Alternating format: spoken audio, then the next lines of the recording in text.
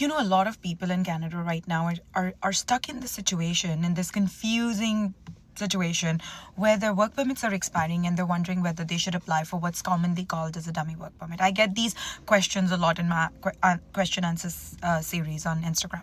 Now, let's be honest, a dummy work permit is not the right approach. It's not ethical, it's not genuine, and for most people, it's simply not the next natural step. And when I say natural next step, I mean something that actually aligns with your long-term goal, like a pathway that will eventually lead you to permanent residency. Now, right now, we all know how tough the system is. PNPs are tight, express entry scores are sky high. Even the occupation-based draws haven't offered much relief unless you're in healthcare, French, or education, which we don't even know if it's going to be an actual stream next year. So applying for a dummy work permit just to buy time, that's, in my opinion, not strategy, that's panic. And the truth is, IRCC already knows people are using these applications as a time buying mechanism. They've even discussed triaging such cases for quicker decisions, which could mean faster refusals in the future. Now, I've also heard some people say that applying for a dummy work permit could lead to misrepresentation. Now, here's what I want to clarify. I personally have not come across any cases where someone was found guilty of misrepresentation just because they applied for a dummy work permit, as long as they were honest in their application. Now, if you've lied or if you've misrepresented something in a previous application, that's a whole different story. IRCC can go through your past submissions, your past applications, and yes, in those cases, misrepresentation can absolutely happen.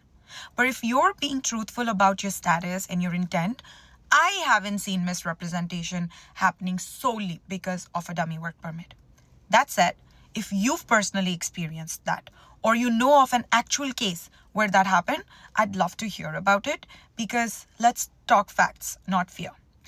Because honestly, I honestly feel that what's being said online, especially on TikTok, is pure speculation. Some consultants are also using fear tactics to get your attention. Please don't fall for them. Now, having said that, let me also be very clear that I'm not promoting a dummy work permit in any which way. They're not ethical, they're not professional, and not the natural next step for most people in Canada. If your express entry score is low and there's no pathway in sight, I'd rather see you go home, gain experience, and increase your CRS.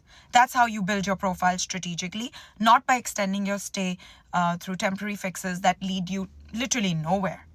And if you're learning French, maybe switching to a visitor visa and focusing on your studies without worrying about work is the wisest thing you can do for yourself or do to yourself.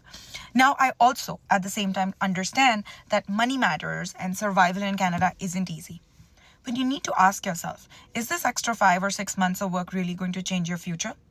Sometimes the easier route feels tempting, but the right route is the one that actually takes you closer to the goal. So I'm not fully against, I would say, dummy work permits, but they make sense only if you're close to your PR or spousal sponsorship. Like literally, you know that you'll get your invitation or you'll be applying for PR in the next few months. Or you need time to get a bridging open work permit. Otherwise, a dummy work permit is just a detour that delays your progress. You have to be smart and you have to be strategic. And most importantly, you have to be honest with yourself.